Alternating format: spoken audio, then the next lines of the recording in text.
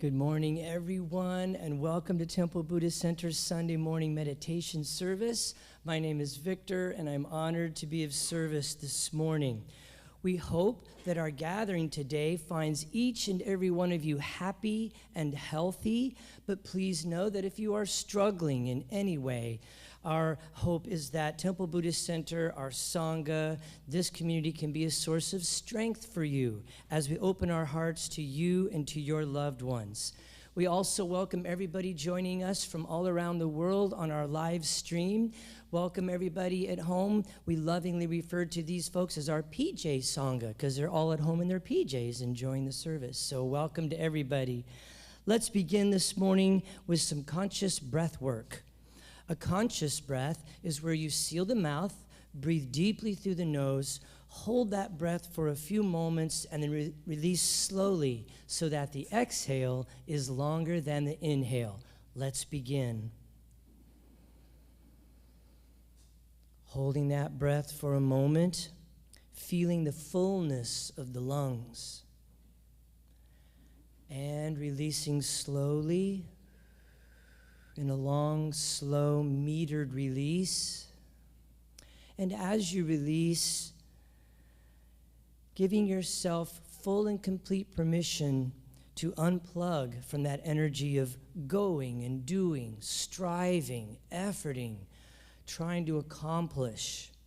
As together in sacred Sangha, we cultivate the energy of simply being. And a second conscious breath together, holding for a moment, and releasing.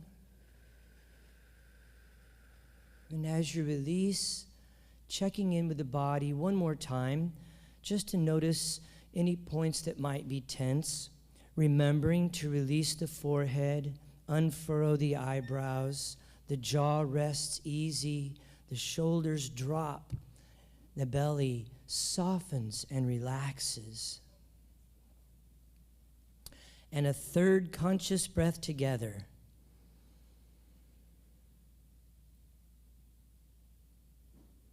And releasing. And as you release on this third conscious breath, we allow into our awareness the present moment. There is only this. This is all there is.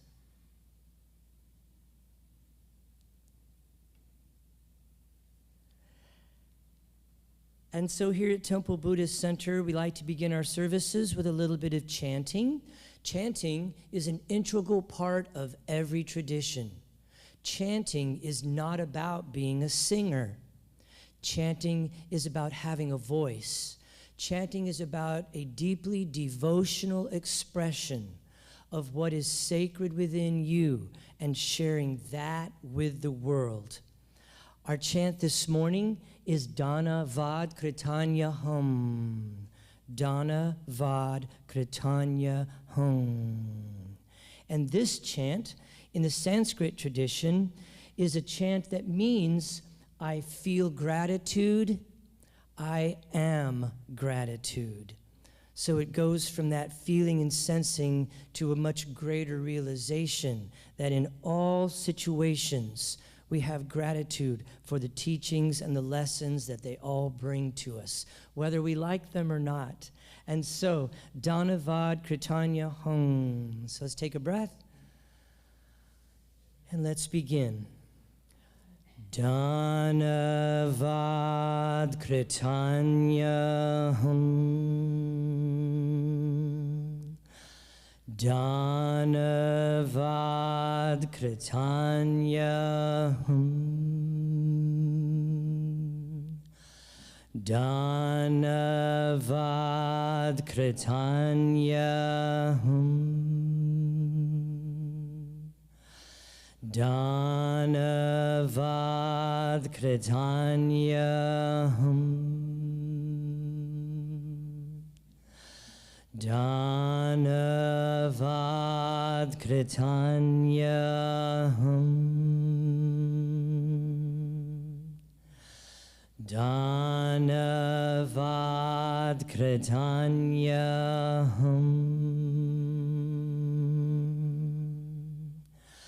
Dhanavad Kritanyaham. With a smile. Dhanavad Kritanyaham.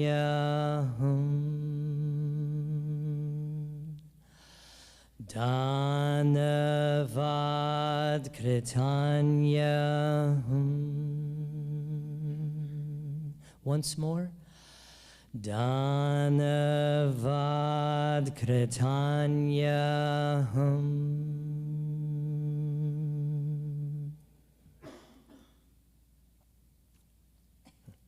Just a moment. Remind me tomorrow. Because I won't be here tomorrow. And so, again, welcome everyone to Temple Buddhist Center. My name is Victor, as I stated earlier, and here at TBC, we practice Western Buddhism. Western Buddhism is a blend of Eastern philosophy and Western psychology. And this new and exciting form or version of Buddhism, this new spirituality, is dynamic, it's growing and changing as we grow and change and learn more every day about this precious human experience. Western Buddhism is active, and it focuses on core Buddhist insights as well as mindfulness, meditation, and their practical applications in our daily lives. Our goal here is not to get everyone to agree on a specific lineage, philosophy, or sect of Buddhism, but rather it is on a shared experience of mindfulness, oneness, and love. Whether we are chanting together, whether we are spending time in noble silence, or whether we are sharing from the heart, we respect that you will participate at a level that is comfortable for you. We take refuge in the three jewels and acknowledge these core values as expressions of the awakened mind, the Buddha, the Dharma, and the Sangha. We value awareness of our own Buddha nature, as well as the Buddha nature of all beings, bringing a fresh and a new perspective to each and every encounter. And the second jewel, the Dharma, the truth teachings that release us from fear, delusion, and help us to realize the true nature of who we are. And finally, Sangha, our spiritual community, an essential part of growth, where we come together to help each other with the practice, with the teachings, and to help each other along every step of the path. So at this time, let's remember to silence any cell phones or electronic devices as we prepare for a time in meditation and contemplation. And so, we're going to begin with the prayer of refuge, which we will recite 3 times for the 3 jewels. Together, in Buddha, Dharma, and Sangha, we go for refuge until fully awakened through the power of generosity, ethics, patience, enthusiastic effort, concentration, and wisdom.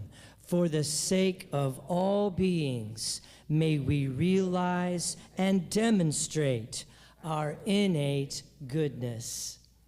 In Buddha, Dharma, and Sangha, we go for refuge until fully awakened through the power of generosity, ethics, patience, enthusiastic effort, concentration, and wisdom. For the sake of all beings, may we realize and demonstrate our innate goodness. In Buddha, Dharma, and Sangha, we go for refuge until fully awakened through the power of generosity, ethics, patience, enthusiastic effort, concentration, and wisdom. For the sake of all beings, may we realize and demonstrate our innate goodness.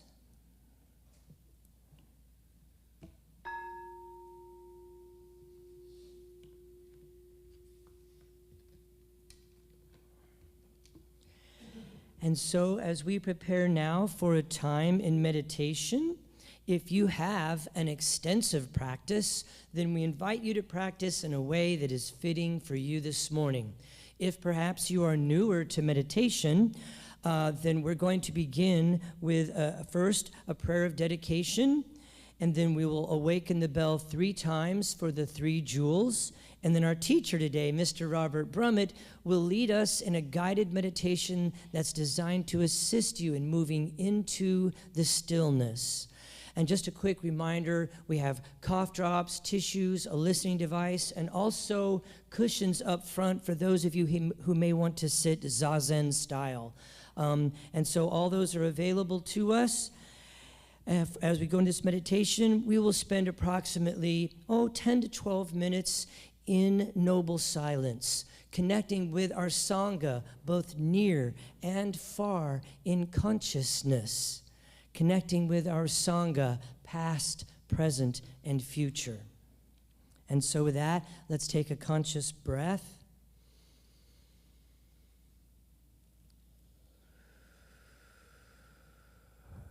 Body, speech, and mind in perfect oneness, I send my heart along with the sound of the bell.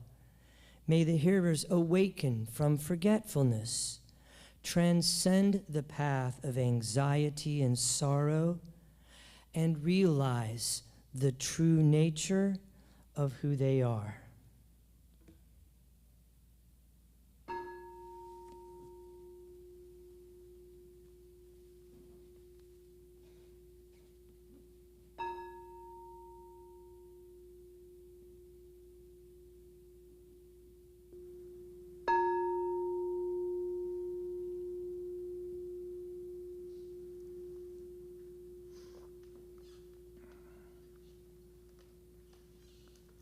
As we hear the sound of the bell receding into the silence,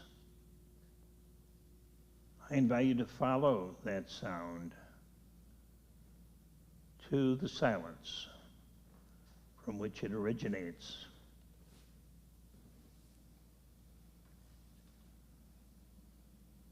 Breathing deeply, letting go. With each breath, we relax the body, breath by breath. We allow the mind to become quiet.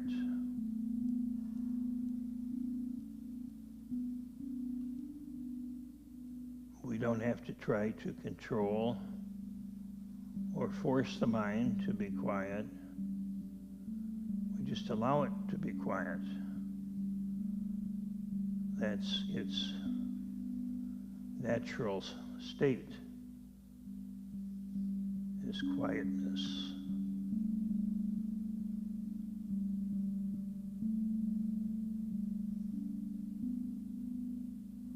The natural state of the body is to be relaxed.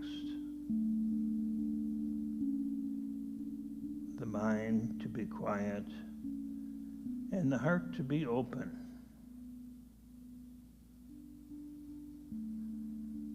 But so often, fear will cause us to close the heart or agitate the mind or tense the body. When this happens, just notice. Feel it in the body. Continue breathing. Just come back to the intention to relax. relax the body with each breath. To allow the mind to become quiet with each breath. And to allow the heart to open with each breath that we take.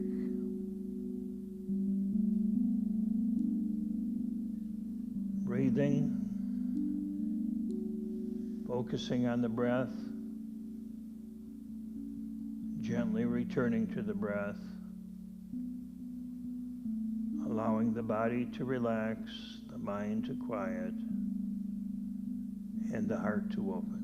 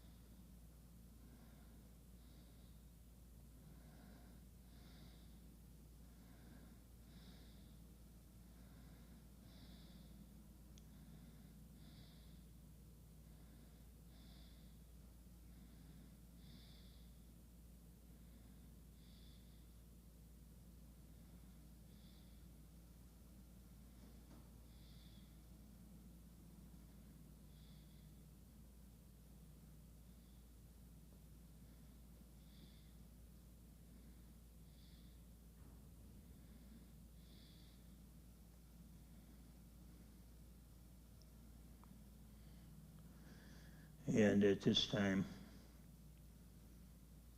I invite you to bring awareness to your body. Sense your body sitting in the chair or on the cushion.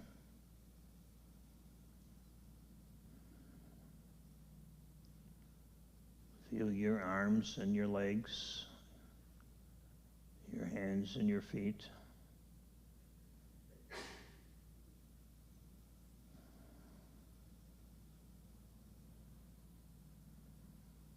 Then I invite you to open your awareness to the experience of hearing. Just listen passively, without interpreting what you hear, but just simply listen.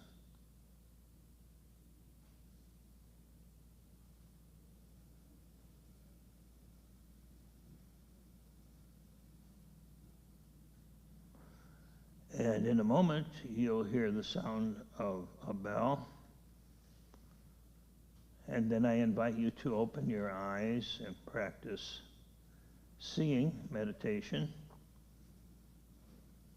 which means, once again, just seeing without a lot of thinking or interpreting or mental storytelling.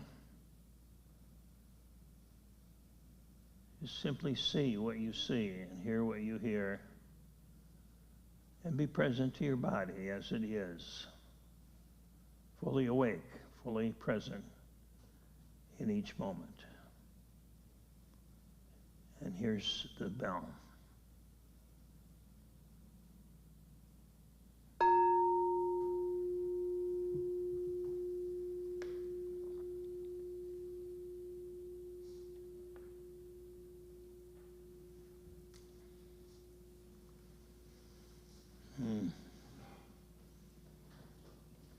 Thank you, Victor.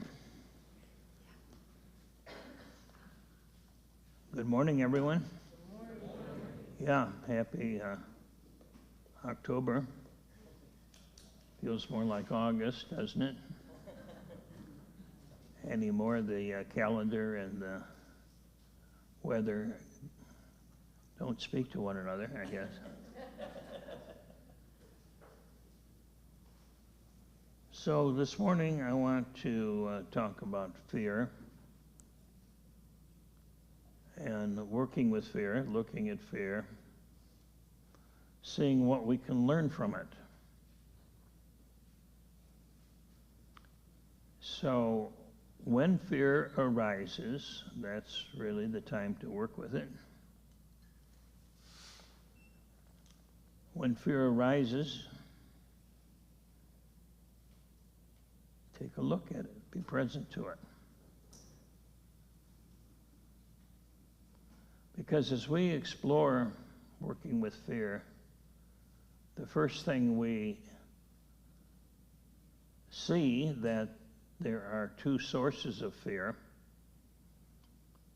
One might be what we call very natural, environmental source of fear.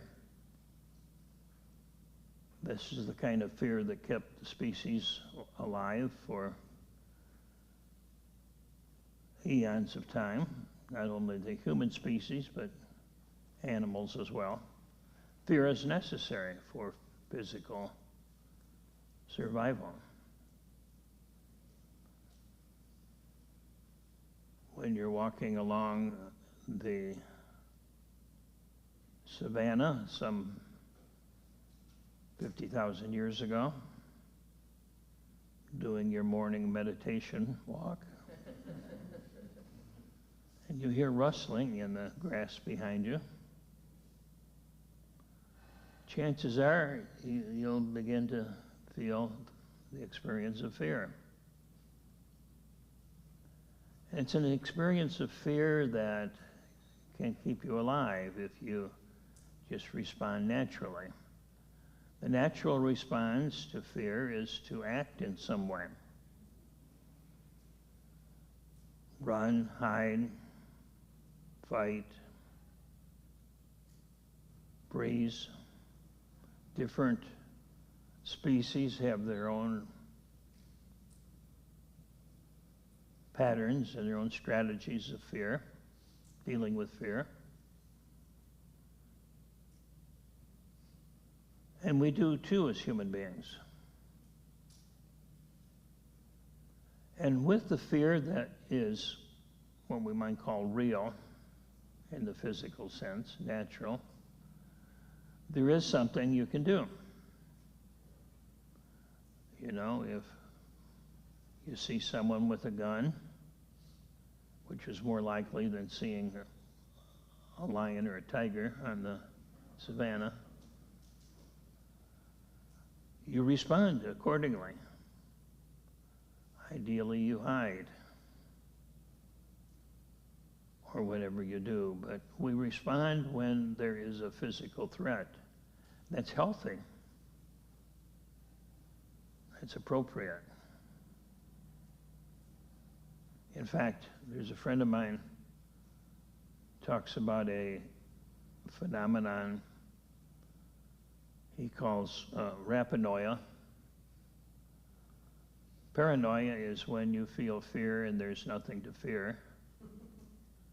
Rapanoia is paranoia turned inside out. It's not feeling fear when you should. And a lot of times we don't feel fear when we should. So fear is healthy if you can take action and if it's circumstantial. In other words, if once the circumstance is gone, then you respond to your natural state once again. So if we see a zebra being chased by a lion, if the zebra survives, first by running and maybe by freezing or whatever it does, but it has its fear response. And if the zebra survives, once the lion or whatever the threat is gone, it will eventually return to normal. The zebra will shake for a while. It's part of its natural response to fear. It'll shake for several minutes and then boom, goes back to grazing. You see, it doesn't keep telling a story about, wow, how awful those lions are, and I'll never come back here again. I better tell all my friends about this crazy beast, you know? So it doesn't have a story. Healthy fear just does what needs to do and lets it go once the circumstance is gone. But typically we don't do it that way. We do it very differently. And sometimes if we don't have the opportunity to respond, or if the experience is very severe, we experience trauma, sometimes called PTSD, post-traumatic distress syndrome. Soldiers in combat, for example, are confronted with fear. Not just a psychological fear, but a real fear, you see, over and over and over again. And after a while, the body is unable to respond naturally to that. And that response gets frozen in the body, you see. That even after the threat is gone, the fear response is still locked up into the body. And that can happen not only for soldiers in combat, but for people that are being abused or whatever, you know, children that aren't able to run away. And so they're not able to respond in a natural way, which is to run or to hide or whatever. So that fear gets locked into our body, and that creates problems. Now, most of our fear is not fear of a threat to our physical survival. most of our fear is a threat to our mental survival, also known as our ego. Most of what we fear is not has anything to do with physical survival, but more about protecting our ego. You know, they say the number one fear is speaking in public. I don't know if that's true or not, but it's pretty close to number one, pretty close to universal. There's a story I remember reading one time about back in the days of the Christians and the lions, and the lion and the Christian were in the Colosseum, and here comes the lion. He's ready to pounce on the Christian and about ready to eat him up, you know. And all of a sudden, the Christian grabs the lion by the mane and whispers something into his ear, and the lion goes running back, cowers into his cage, and just shakes. And, you know, the Romans didn't know what to do other than let the Christian go, you know. So later on, someone asked, one of the other lions asked the lion, what did this guy say to you that scared you so much? And he said, well, you know, after dinner, you'll be expected to say a few words to the crowd.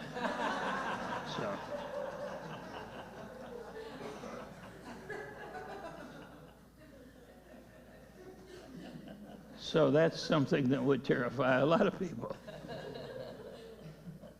If you're at a banquet, you know, and somebody whispers to you, you know, you'll be expected to say something. You probably won't be able to enjoy your food anymore, right? So why would we be afraid of speaking in public? You know, we're not afraid of somebody physically attacking us, but it's our ego that feels very vulnerable, you see.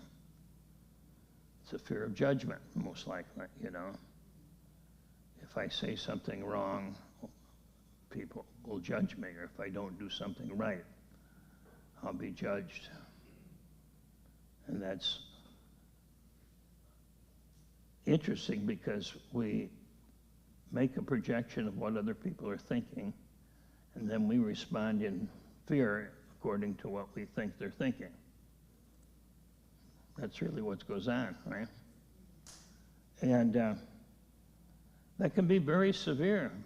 I mean, I had a very strong fear of speaking in public for the first 25 years of my life, 30 years of my life. And yeah, it makes you want to run and hide like the lion, you know, and never be seen again. But we discover it's not a real fear. And once we realize that it's not a real fear, then that changes everything. So fear of judgment is one of the things that causes us to fear a lot. Not everyone, but some of us more than others. Fear of what other people may think of us. For some people, fear of being alone, or fear of being lonely or rejected. Maybe people won't like me. Maybe I'll be all alone. Nobody to take care of me. Nobody loves me, whatever, you know. And that's a fear some people have very strongly in their life. Other people, not so much. Fear of being helpless is another one.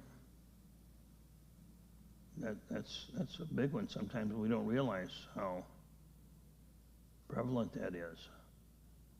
But we have so many things, you know, our bodies, but maybe our bodies don't last forever.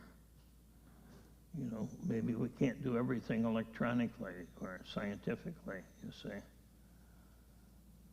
So we live in a culture that says you can do anything. You know, there's an app for that. So you never have to feel helpless because there's always an app that'll take care of it. Right? So fear of helplessness can be very strong, very profound. And perhaps the biggest and the most universal fear is fear of the unknown. Fear of what we don't know. We fear death because death is the great unknown. But there often is even a greater fear, and that's the fear of not knowing.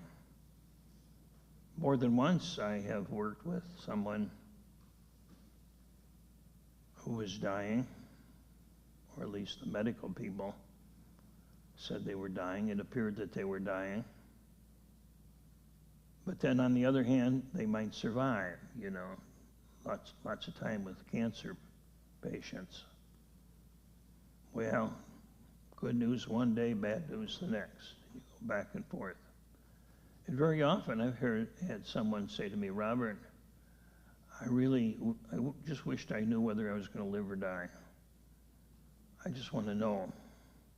You know, if he told me the doctor says you're going to die for sure, that would really be a relief, because I would know what to prepare for. But living in the unknown, not knowing what's coming up next, that's our biggest fear. And of course, we're always living in the unknown, isn't it? But most of the time, our mind in our culture creates a certain expectation of, you know, you've got your cell phone if things go wrong, and you get in your car and go home, and whatever you say. There's always some way to escape. But it's interesting that when we're identified with the ego, and the ego is threatened, the body will respond in the same way as if it were hearing a tiger rustling in the bushes. It wants to run, it wants to hide, but it can't. See? How do I hide from other people's judgments? Maybe I don't talk. Maybe I stay home. How do I hide from the fear of rejection? Maybe I'll find a way to always be with somebody. But that fear is always there, chasing us. How do we hide from the fear of the unknown? By pretending that we know what's going to happen next, by planning, and by being certain that things will always be the way they have been. So the body responds with the same fight-flight syndrome. The heart racing, the adrenaline kicking in, the body wanting to run. And there you are in front of 100 people giving a speech. Not quite so easy to run away or hide. So that's what happens is then we have the trauma, basically. Not quite the same, but it's very similar in that the fear response gets locked into the body. We can feel the tension. So I'd like to spend the rest of the time looking at how fear can be a gift, how we can grow from fear, and how fear can be good news. Even though it doesn't feel like good news, it's potentially good news. You can think about the ego as being somewhat like a medieval city. If you remember television or reading or whatever source it was, but the medieval city, you know, is surrounded by walls, either stone walls or by wooden stakes called pales. Poles, pails, and you live inside of that. in the Middle Ages. That was the way you kept safe, because out there were barbarians. You see, they didn't have a government that had a police force or a military force that could protect you. All you had were your friends and the community and everything within the city itself. So the city limits became the safety zone. You know, so there's within the pale, the poles, and beyond the pale. Beyond the pale is scary. Monsters, barbarians. If you've ever seen medieval maps, they'll show you the territory that's known on the map, and then the parts back in the corners that are unknown, typically up north or in the oceans. You'll see sea monsters and dragons, and it's like, yeah, we go outside the known, and that's what's out there, are these monsters. Well, that's basically what the ego is the ego is like a wall. As long as we're inside feeling familiar, life is going the way it always has gone, my coping skills are working just the way they always have, life is good, I'm safe. But what if all of a sudden the walls break down or something intrudes from the outside? Ever have a dream something or someone's trying to break into your house? Guess what that's all about? You see, our home is another metaphor for the ego. We go home, we lock the doors. You see, we don't live in a village surrounded by walls. We live in a house with an alarm system. Cameras everywhere. Even when we're not home, we can watch our home. So,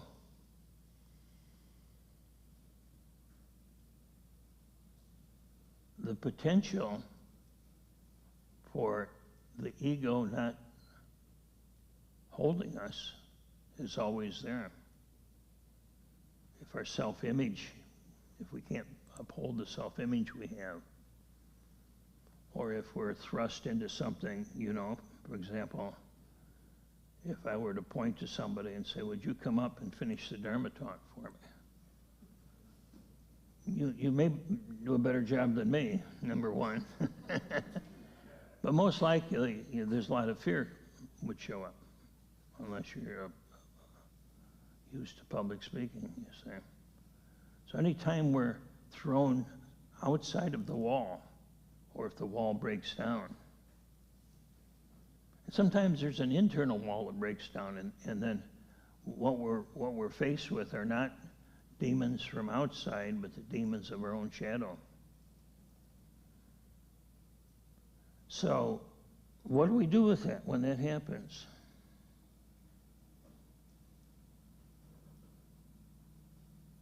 Well, we ask, is this fear real?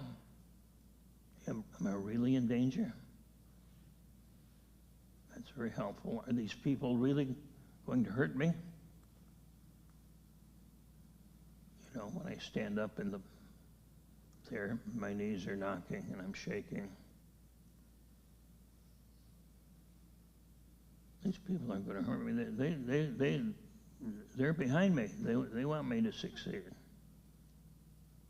That's the beauty of Toastmasters. As you speak, and then they give you a safe place to speak, and they give you positive response. So you begin to see that there really isn't an enemy out there. But the ego sees anything that's unknown as a threat. And if we're forced to go to a place where we lose our job, or our business fails, we don't have any money, partner dies, we're divorced, boy, the walls come falling down. You see, we feel very vulnerable. Or if we decide even to grow, you know, I want to grow spiritually. I want to become who I really am. Well, guess what? Those walls are going to be pushed down very quickly. Because who you really are cannot be contained in this little egg of an ego shell. It wants to break out. Because it's infinitely bigger than the ego. Who you are is infinitely bigger than your ego. But as you are identified with the ego, then that is scary. And so we have this double bind of I want to grow and become and be all that I can be, and yet it scares me when the ego walls crumble, and I'm back again like a person in the jungle being stalked by a tiger. I mean, that's the way it feels in the body. So fear can be a sign of growth.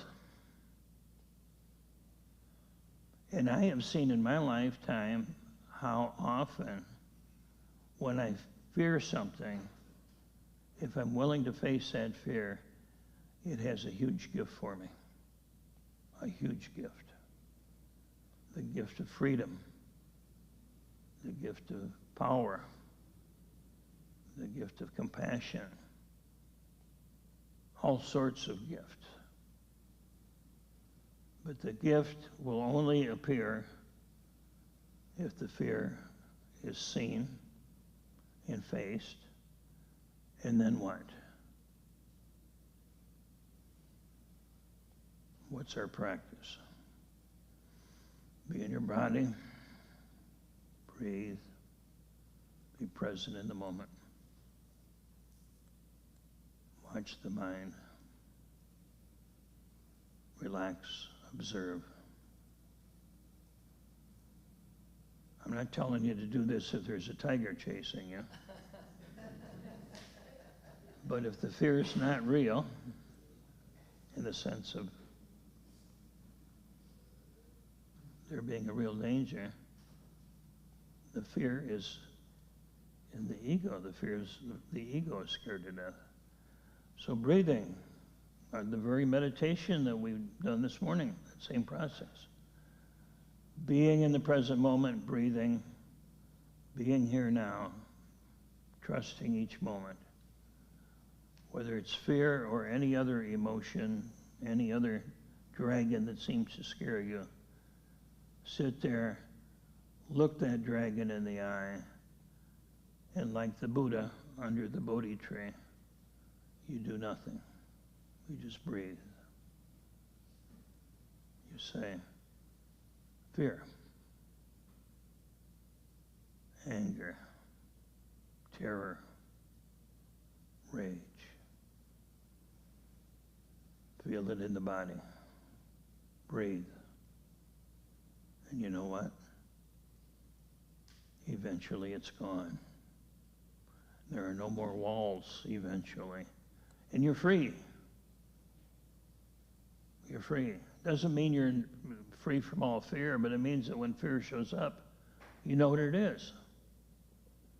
You don't run from it. You look at it. You say, okay, here's another opportunity to become more free. So our time is up, and I want to acknowledge the power of the work that you're doing, and I want to thank the Dharma for the opportunity to share the truth, the deepest truth of my heart.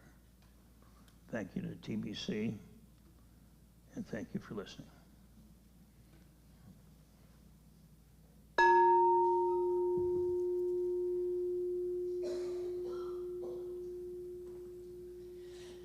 Thank you so much, Robert. So as we transition now from our Dharma talk into our heart practice, it's not uncommon to stretch or shift your posture or maybe take another conscious breath.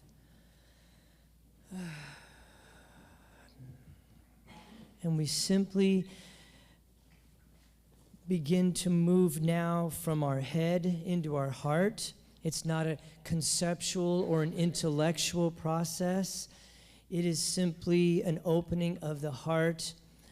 And as we go into our heart practice, it's not uncommon for some people like to do an external gesture. So maybe the Anjali Mudra or what we call prayer hands. It's a heart focusing of that heart energy, perhaps placing a hand on your heart. Or if you're still just in a meditative posture, we invite you to flip your hands upside down in sort of this outward radiating expression of what is in our hearts. And our heart practice today is a Tonglen practice, a Tonglen practice. And so that is a practice of allowing the vast, open pureness of our hearts, the love and the compassion within this heart here, allowing to breathe in that suffering of those who we might be present with, and breathing out what is needed in that moment. And so we begin by simply taking a conscious breath. And as you release, just settling into the body for a moment, making sure there are no points that are tense or contracted. And we rest our mind now in a state of openness and stillness, opening to just basic spaciousness and clarity, vast, pure, and empty awareness, no story, no judgment, no commentary, no decision making. And we begin the practice of Tonglen, the visualization itself, by working with texture, breathing in feelings of heat or darkness or heaviness, and breathing out feelings of coolness, brightness, light. Breathing out a sense of freshness. And just work with that for a moment, breathing in heaviness, darkness, and breathing out coolness, light, and fresh.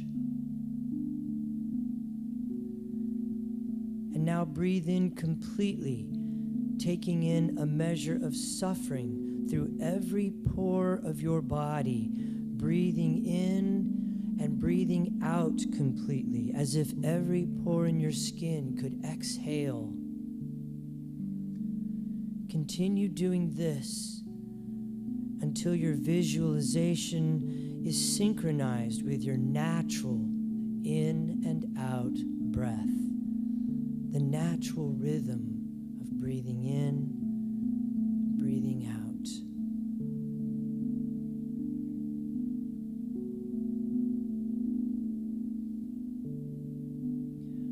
And from here, we can focus on someone who may be struggling. It can be a friend, a loved one, perhaps someone at work, could even have been someone that you've seen on television, a classmate, or even a difficult person in your life. Breathing in any fear, anger, or delusion, and breathing out peace, compassion, clarity. Letting our hearts transform negativity into gentleness and ease.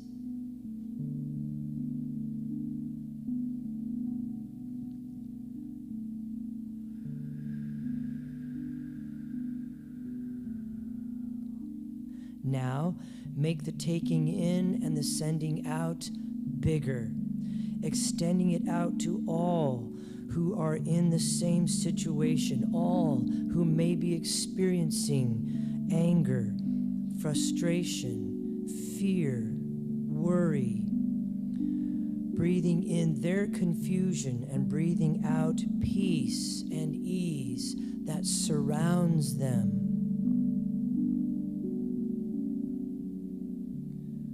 Even for those who may have hurt you or who have hurt others, do Tong Len for them, thinking of them as having the same confusion, the same sense of unconsciousness, seeing their light when they cannot see their light, and breathing out a sense of relief, calmness. And for those who are cold or hungry or perhaps overheated, thirsty, breathing in their suffering and sending out to them a coolness, ease, and a quenching of the thirst.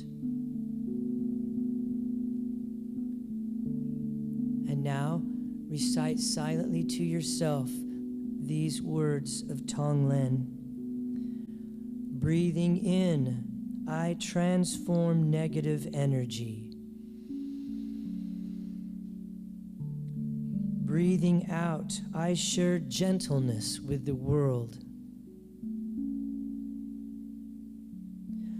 Breathing in, I transform darkness. Breathing out, I share light with the world.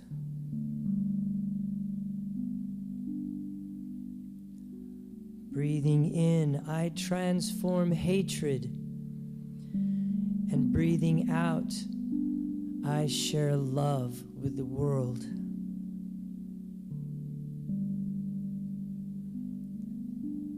Breathing in, I transform suffering. Breathing out, I share compassion with the world.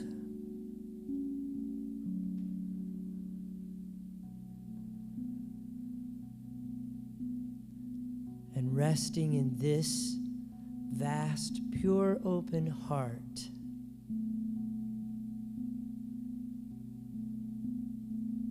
and so it is.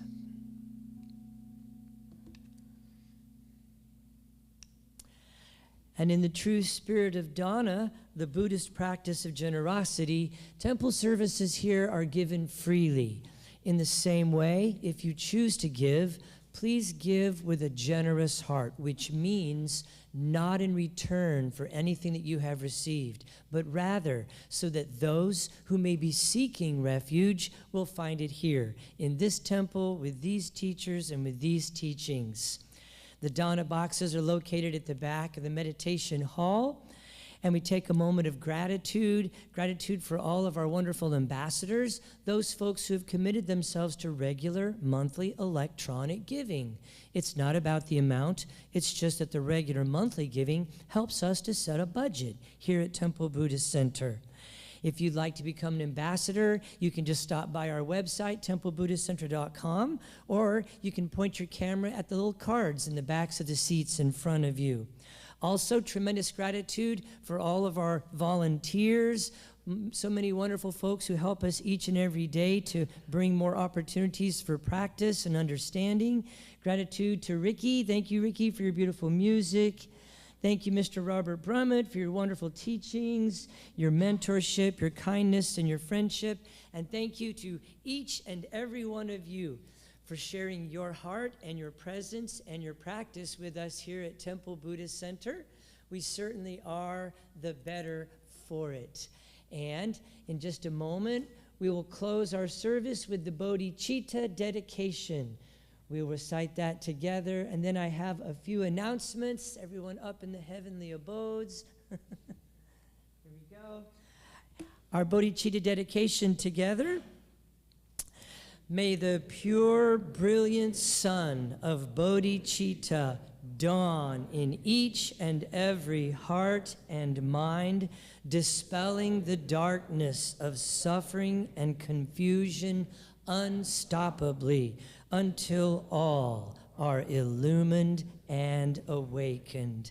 And with the palms of our hands together in front of our hearts, as we go forth now from this place, may we enter each moment in innocence, guided by the wisdom of our hearts. And as we open our hands, open our eyes, shine our light into the world, namaste. Thank you, everyone, so much. I will try to move through these quickly. There are coffee and cookies and tea downstairs. Please go down and help yourself and introduce yourself to somebody and expand your Sangha. Also, don't forget our post-service discussion groups, which happen at 10:15, maybe 10:20, and it'll be right down the hall to the left at the Heritage Room. So get some coffee, cookies, and come and join us for a discussion about today's topic and how it impacts our lives. Also, at 1 o'clock today is Interplay. Interplay is a fabulous program that Beth Sarver, our Interplay coach, has put together. It's actually national. It's not all by herself. She's a trained, certified coach in Interplay, where adults can learn to re-experience that joy of spontaneity and play in a very safe and structured environment. So join us today at 1 o'clock for Interplay.